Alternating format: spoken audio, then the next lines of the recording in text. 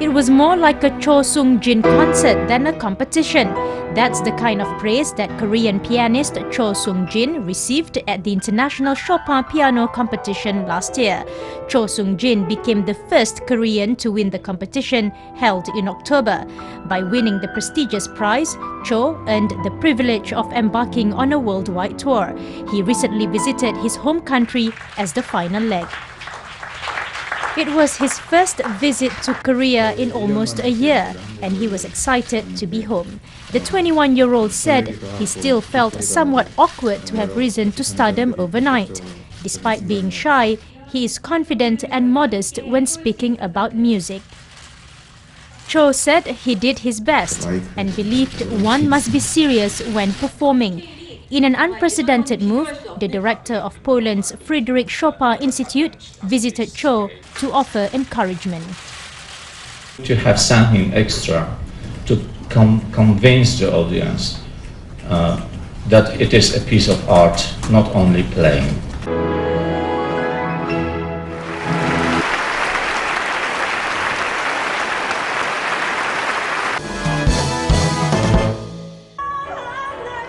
The term blockbuster no longer applies just to movies. Now there are blockbuster musical productions that can cost over $10 million to produce, for example, the musical Matahari. It is based on the true story of an alluring double agent. To appeal to global audience, the show's musical score composition, direction and choreography were entrusted to the hands of a famed Broadway production team headed by Frank Wildhorn. With the casting of such big names as Ok Joo-hyun and an impressive stage setup, the musical cost over $10 million to produce. The local production cost alone amounted to $10.3 million, the most ever for a domestic original musical.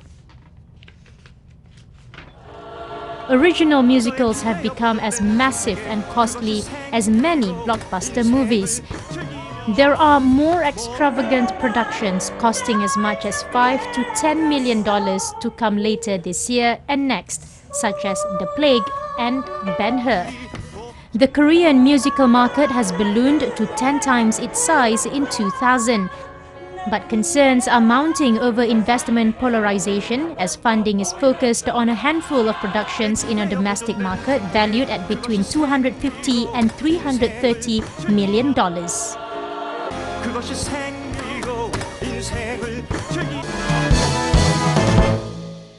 Tourism is a field that provides various advantages to the economy of Sri Lanka and is of extreme importance.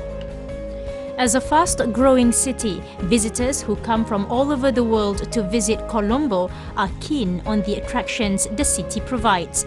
The open-deck double-decker bus offers unmatched experiences and exclusive glimpses into Sri Lanka's premier city of old and new.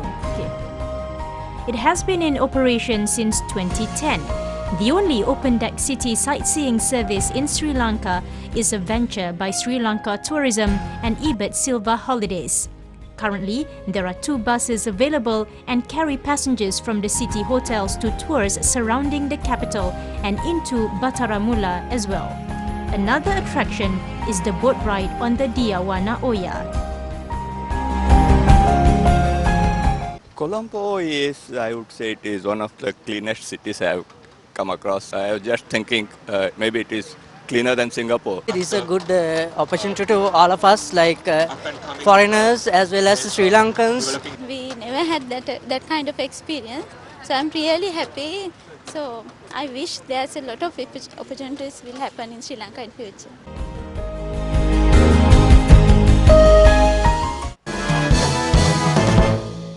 A festival featuring snow huts called Kamakura took place in Nikko City, north of Tokyo, Japan. The opening of the annual event at the Unishigawa Hot Spring Resort was postponed for a week this year because the area didn't have enough snow. 9 snow huts about 3 meters tall were built at the venue. This time around, organizers had built about 800 miniature snow huts along a river. The 50-centimeter huts were lit by candles in the evening. A visitor from Saitama Prefecture said he enjoyed the atmosphere, while an elementary schoolgirl from Tokyo said she had fun making a snowman. She said it was warm inside the snow hut.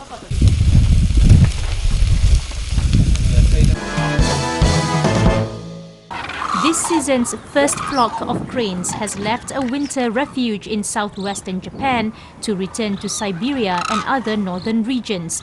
A crane conservation society in Kagoshima Prefecture says it spotted the first white-necked cranes heading north from the Izumi Plain recently. The society also says nearly 400 more followed within an hour and a half. A record of 17,000 cranes have spent the winter in the plain since the first ones arrived last October. Many people came to watch the birds' departure. A teenage boy who lives in Izumi City says he feels a little sad when the cranes start to leave, but he hopes they will come back next winter. The society says the first flock set off 11 days later than last year. And that departure was the earliest on record. All the cranes are expected to leave the refuge over the next 2 months or so. The Iranian Navy wrapped up a week-long naval war game in the country's southeastern waters recently, with parades in the presence of highest-ranking military commanders.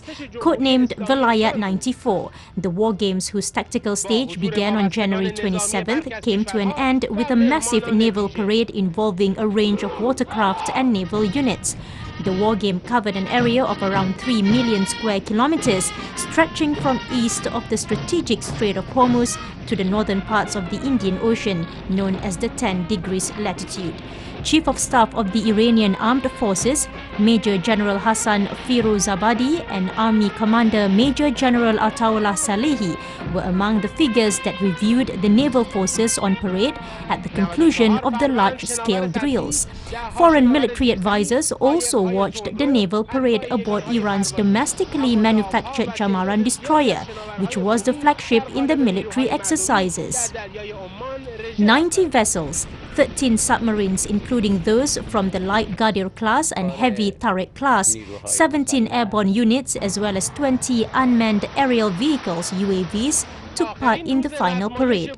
Iranian Air Force's F-4, Falcon and F-27 squadrons flew over the Navy's vessels, submarines and speedboats in the Sea of Oman and displayed their high power. Iranian Navy speedboats such as Azaraksh and Shahab, as well as BH-7 hovercraft, also took part in the naval parade in addition to Navy helicopters. A range of homegrown warships, destroyers, frigates and submarines were employed in the exercises. A new tactical naval radar was also unveiled during the drill. The annual 2 sessions of Hubei Province, which are the meetings of the Provincial People's Congress, the local legislature and the Provincial Committee of the Chinese People's Political Consultative Conference, are a bit different this year. This robotic journalist that attracted attention during the 2 sessions of central China's Hubei Province is capable of making simple conversation with interviewees and recording their comments. Meanwhile, here is how a robotic journalist interview session sounds like. 我知道你是公车改革第一人叶青。你好，你还认识我啊？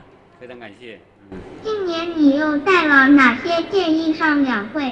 好期待呀！今年可能。 Member of CPPCC Hubei Committee Oh Yang Kang answered the topic of the evaluation of green GDP. Yun Duo is also capable of recognizing faces. After the interview, Yun Duo will send the recordings back to Hubei TV headquarters. Once editing is done, the proposals of the committee members can be seen on Hubei TV's mobile phone.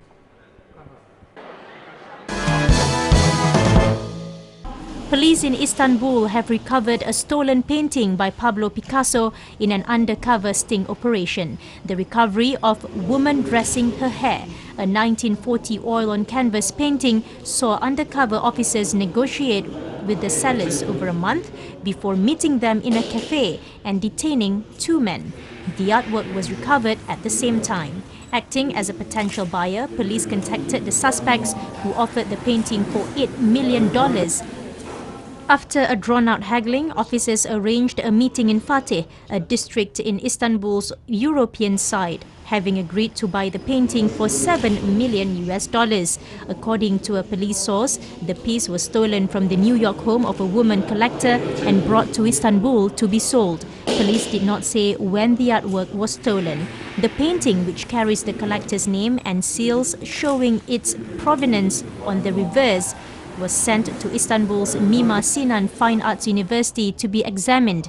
The painting portrays Dora Maar, Picasso's muse and lover, through the 1930s in a grotesque pose.